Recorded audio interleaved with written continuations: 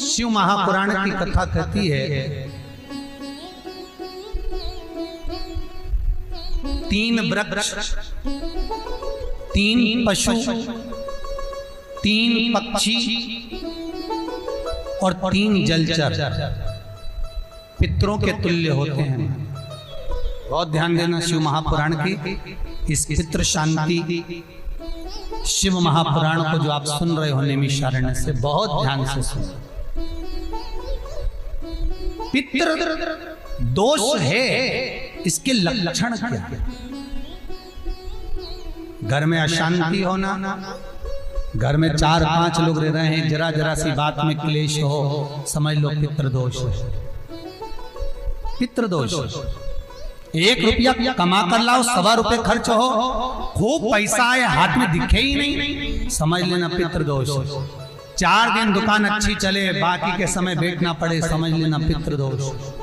घर में बच्चे चिड़चिड़े हो जाएं, गलत संगति में डूब जाएं, समझ लो चिड़चिड़ हो रहे हैं, पितृदोष।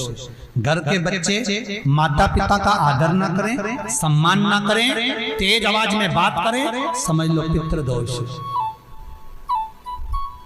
पितृदोष मालूम पड़े। और इतने से भी अगर आप नहीं समझ सकते, परिवार का कोई एक व्यक्ति जब जब भोजन करने बैठे तब तब उसकी थाली में बाल आए, भले वो होटल में खाए तो भी बाल आ जाए, वो कहीं खाना खा रहा है तो बाल आ जाए।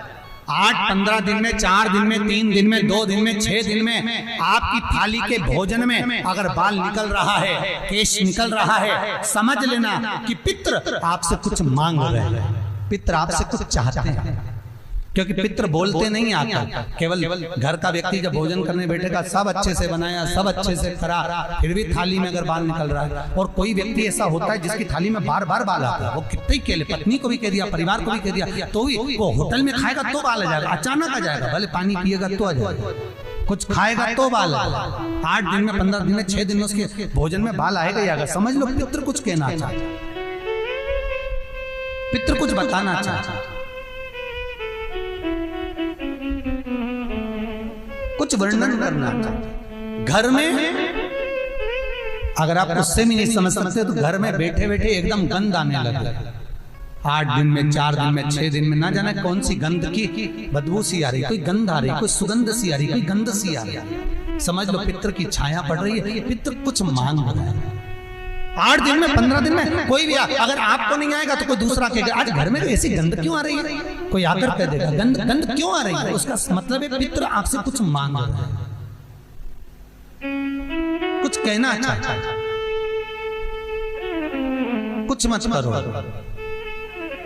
अगर ज्यादा लगता है कि हमारे घर में पितृदोष है, पैसे नहीं आ रहे, लक्ष्मी नहीं टिक रही, पीपल के पत्ते पर श्राद्ध पक्ष की एकादशी के दिन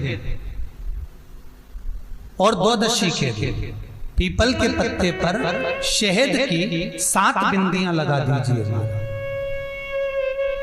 उसी पर चंदन लगा दीजिए, 7 आखे चावल, सफेद चावल उस पर रख दीजिए, एक जौ, थोड़ी थोड़ी काली तिल उस पर रख दीजिए। अपने पूर्वजों का नाम लेकर, पितरों का स्मरण कर कर, गोत्र बोलकर, नाम बोलकर बहते हुए पानी में उस पत्ते को छोड़ दीजिए। ये केवल श्राद्ध पक्ष में होगा, एकादशी तिथि के लिए बहते पानी में छोड़ दीजिए। जिंदगी में कभी संपदा की कमी नहीं आएगी, पितर आशीर्वाद देकर जरूर जाएंगे, ये पक्का है। शिव महापुराण कहते हैं अगर ज्यादा रोग है, बीमारी है, तो श्राद्ध पक्ष की 9वीं तिथि के समय पर केवल बड़ के पत्ते के ऊपर, बड़ का जो पत्ता होता है, बड़ वृक्ष का पत्ता, उस पे काली तिल और जौ 21 बार उतार कर, जो व्यक्ति बहुत बीमार पड़ा रहता हो, कोई ना कोई बीमारी उसको घेरी रहती हो, तो बड़ के पत्ते पर काली तिल और जौ, काली तिल और जौ रख कर पितरों का स्मरण कर कर 9वीं तिथि के दिन 21 बार उतार कर बहते पानी में डाल दो या पीपल के पेड़ के नीचे रख दो, बीमारी समाप्त हो जाएगी, रोग नहीं घेर सकता। अगले श्राद्ध तक लिखकर रखना कि किस तारीख को करा, किस तिथि को करा, अगली तिथि तक जानना, आपको रोग नहीं आएगा, बीमारी नहीं आ सकती, कष्ट नहीं आएगा। शिव महापुराण का भाग, भगवान शिव आनंद की राशि। तो 3 वृक्ष 3 पशु, 3 पक्षी और 3 जलचर ऐसे हैं जिनको पितृ माना है। तो 3 वृक्ष कौन कौन से हैं? शास्त्र कहता है पहला पीपल, दूसरा बरगद बड़ और तीसरा बेलपत्र। इन 3 वृक्ष के नीचे श्राद्ध पक्ष में पितरों का निवास हो जाता है। इन 3 वृक्षों के नीचे 3 वृक्ष पितरों के तुल्य हैं। पहला पीपल, दूसरा बट वृक्ष, तीसरा बेलपत्र का बेलपत्र का। कभी अनायास श्राद्ध पक्ष में आप कुछ भी ना कर पाए, कुछ भी ना कर सकते हो, तो एक पत्ते के ऊपर कोई सा भी पत्ता ले लो, चाहे पान का ले लो, कोई पीपल का ले लो, कोई भी पत्ते के ऊपर एक पुड़ी, थोड़ा मीठा थोड़ा नमकीन रखकर अपनी कामना कर अपने पूर्वजों के लिए इन 3 वृक्ष के नीचे 16 श्राद्ध में किसी भी एक दिन आप वो भोजन को रखकर आ जाइए। अपनी कामना कर सुख का अनुभव होगा, पितरों को शांति मिलेगी। 3 वृक्ष पितरों के तुल्य हैं। 3 पक्षी पितरों के तुल्य हैं। कौवा, हंस और गरुड़।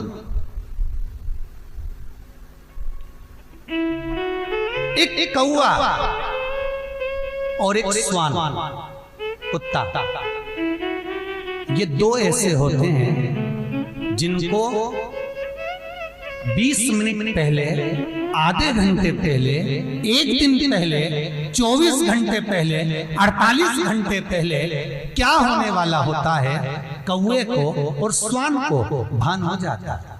क्यों? क्योंकि ये यमलोक में जहां यमराज निवास करते हैं, श्वान और कौवा उस स्थान का भाग ग्रहण करते हैं और इनको ये ज्ञान पूर्व से यमराज से प्राप्त होता रहता है। पूर्वान होता प्राप्त होता रहता है। एक कौवा, एक श्वान, कोई घटना घटने वाली होती है तो कुत्ता रोने लगता है।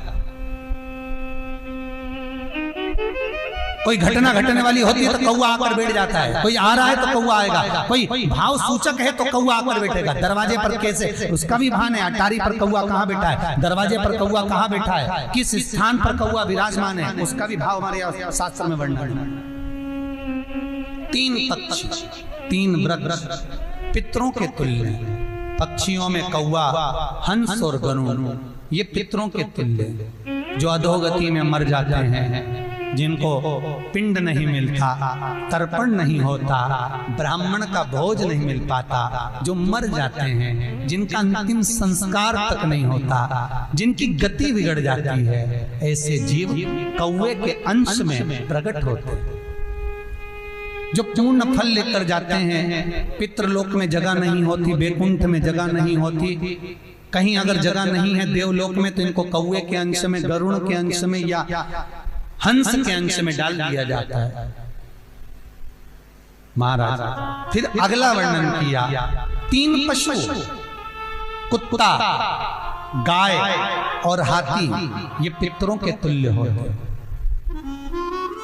शिव महापुराण की कथा कहती है, अगर श्राद्ध पक्ष में गया नहीं जा सकते तो गाय के मुख में गयासुर ने वर दिया था कि गाय के मुख में अगर कोई गया नहीं आ पाएगा तो गयासुर 16 दिन गाय के मुख में निवास करेगा। और गाय के मुख में श्राद्ध के समय पर अगर कोई रोटी देगा, श्राद्ध के समय पर जो भाग देगा, उसको गया जी में पिंड करने का पुण्य फल प्राप्त होगा। ये गयासुर का वर गौ माता के लिए था। तो गाय के मुख में 16 दिन तक गया क्षेत्र का पिंड का भाग प्राप्त होगा। कुत्ता, गाय और हाथी। श्वान को रोटी क्यों देते हैं? क्योंकि श्वान पितरों को अपना भाग प्रदान कर देता। श्वान रखता नहीं है, चुका देता। फिर 3 जलचर है महाराज जो पितरों के तुल्य हैं। मछली, कछुआ और नाग। पिंड जो बनाया जाता है वो पानी में दिया जाता है। मछली जिसको पाती है वो पितरों को प्राप्त होता है। कछुआ श्रावण के इस 16 श्राद्ध के अंतर्गत कछुआ यदि आपके दिए हुए भाग को पा लेता है तो वो जीव उसी समय पर तर जाता है। और महाराज नाग वो